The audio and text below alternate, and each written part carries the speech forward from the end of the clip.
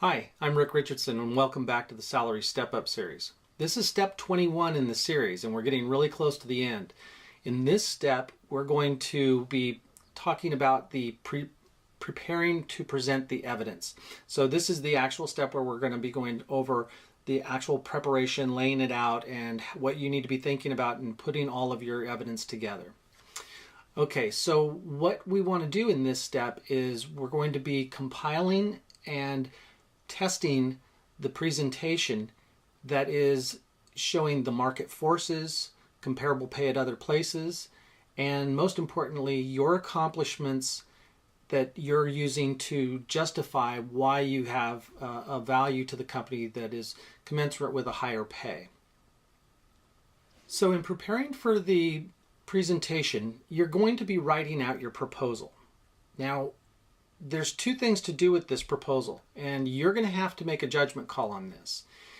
I personally think that it's a good thing to give your boss the proposal prior to the meeting.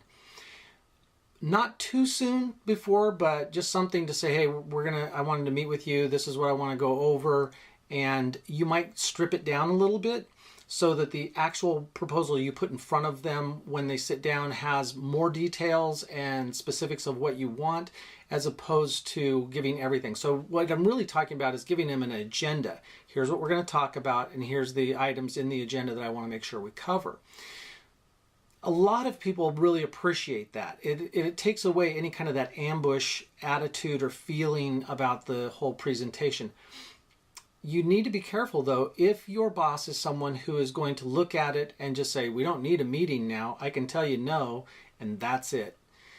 You're going to have to decide if that's what you want to do or not, because there are, and this is all personality based, there are advantages and disadvantages both ways, and you're going to need to make that decision.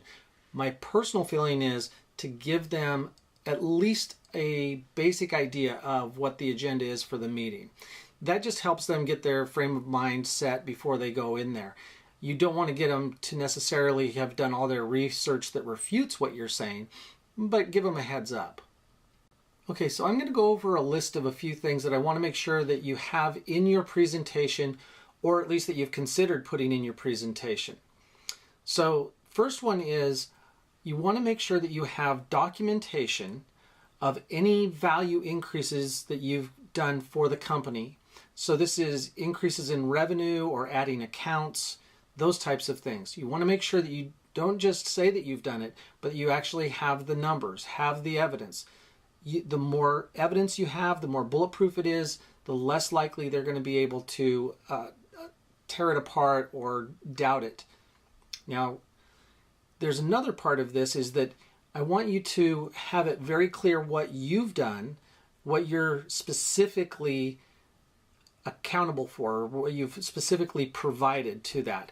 But if you work in a group and there's collaborative efforts, you want to also emphasize that.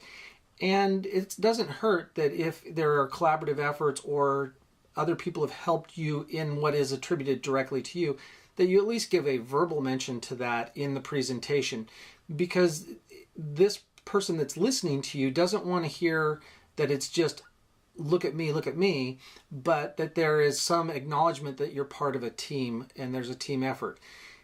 The idea that you're going to give a lot of credit to these other people is not our intent. Our intent is give a quick acknowledgement, but stay on that you've delivered the goods.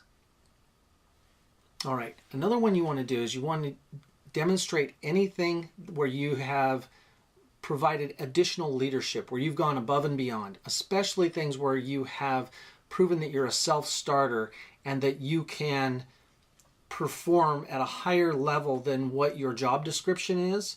Those types of things are really valuable, and that's where you're giving that value added aspect to your pay, to your job, and to your boss. That's going to be perceived as this person is worthy of a higher pay, and we need to give them that compensation because of these things.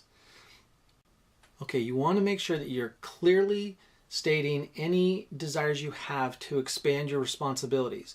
You know, if this is part of a promotion in your request or any other expansion, You want to show where it's at now and where you want to go with it and why you want to do those things.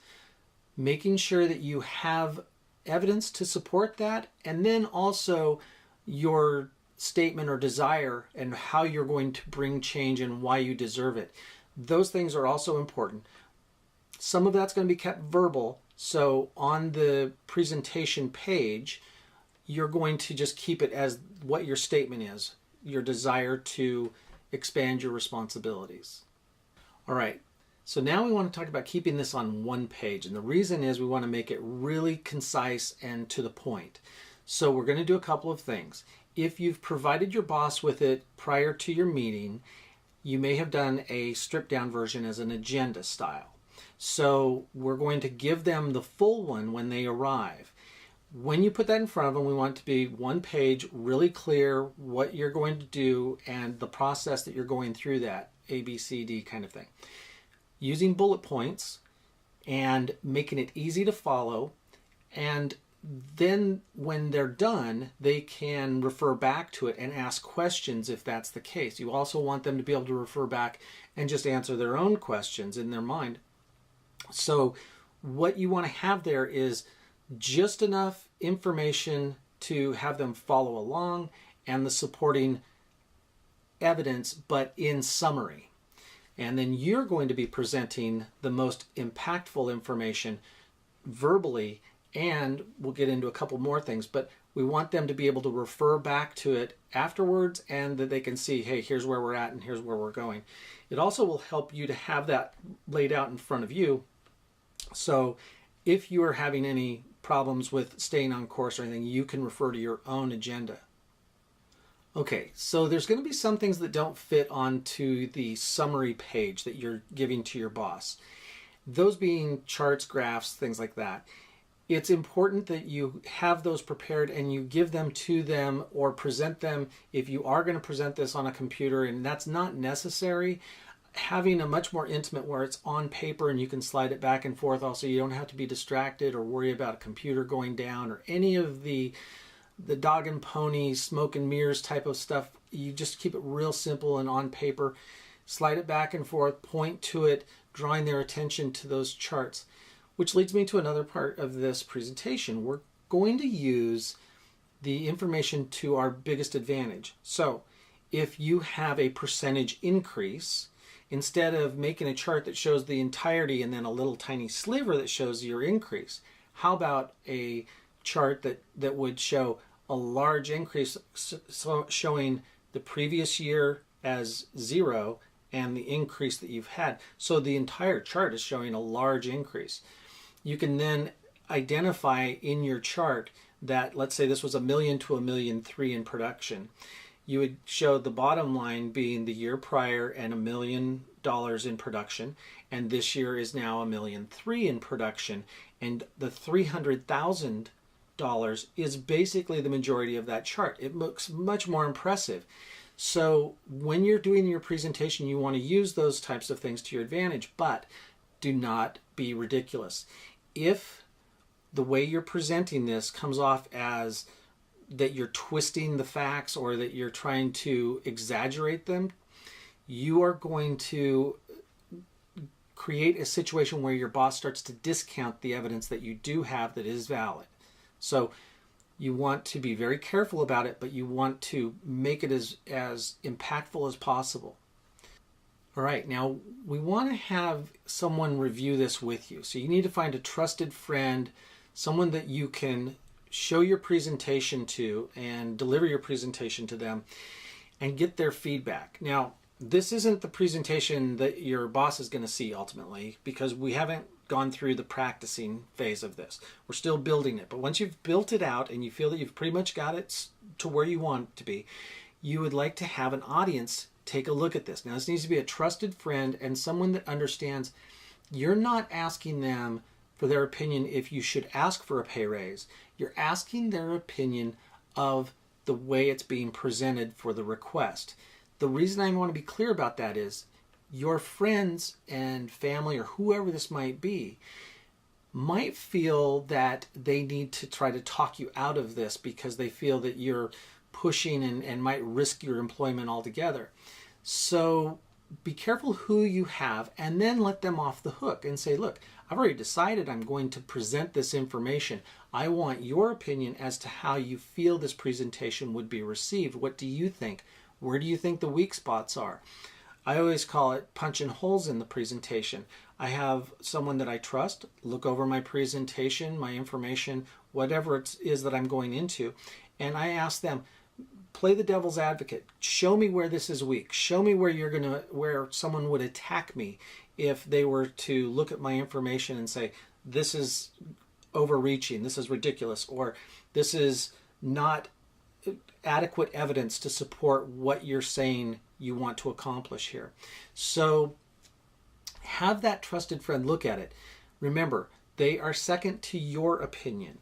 And you do your job. They don't do your job. And if you feel that the information is accurate, they're just there to help you critique it. Make sure that they're clear on that. That'll help them feel more comfortable about helping you.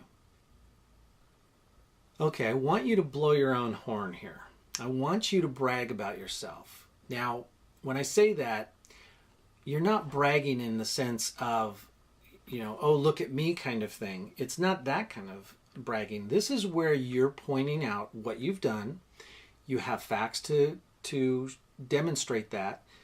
And you're just putting it in front of them and saying, this is what I've done, and I want you to acknowledge that. I want you to see that this is real. This isn't made up. I'm not saying I'm a great person and then not living up to my own hype.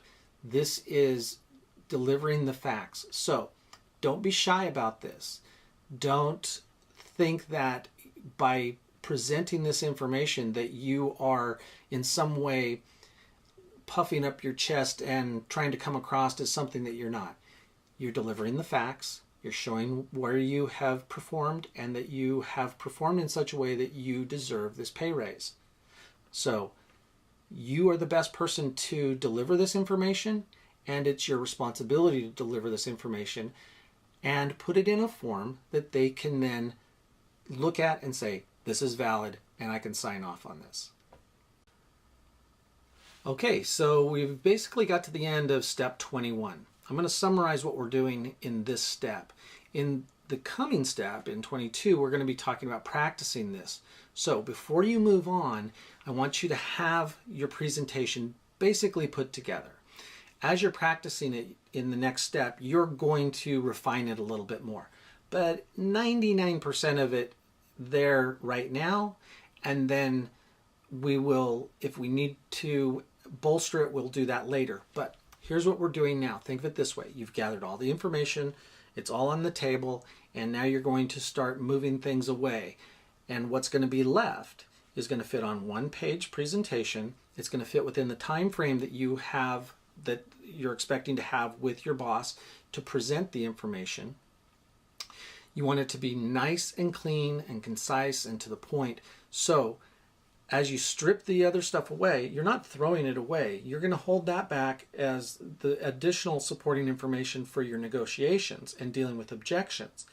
In this part, we're putting that presentation together and making it nice and tight and bulletproof. So while you're doing this, before you move on to the next step, I want you to put it together, read through it. Make sure it has a continuity and a flow, a good beginning and a good ending. Make sure that you're presenting evidence, the most valuable, most impactful, the most important evidence for each item. If you have more than fits onto that presentation page and fits into your time frame, you hold that back and have it ready in order to deal with any objections, those types of things. So this is where I want you to not move any further until you have this part finished, and then move on to the practice phase. I think what you're going to find is, as you're doing this, you're going to find that your presentation is actually all there. If you've done the earlier steps, this is going to be a pretty easy process in having it all on the table. The harder part is deciding, do I want to do this or do I want to do that? And seeing that personality flow, that type of aspect to it that is what you want to convey. So give it a lot of thought and keep the process moving. But as you're doing this, make sure that it makes sense in your mind, because as we go into the presentation practicing phase, it needs to have a good, solid, systematic approach so that you can present it nice and tight. Okay, that's step 21. And we're going to move on to step 22, where we're getting really close to the end and getting really close to the point that you're going to go present this to your boss, and you are going to get this presentation done, and you're going to do it well, and you're going to get the pay raise that you want. All right, I'm Rick Richardson. This is the Salary Step Up series. Thanks for watching.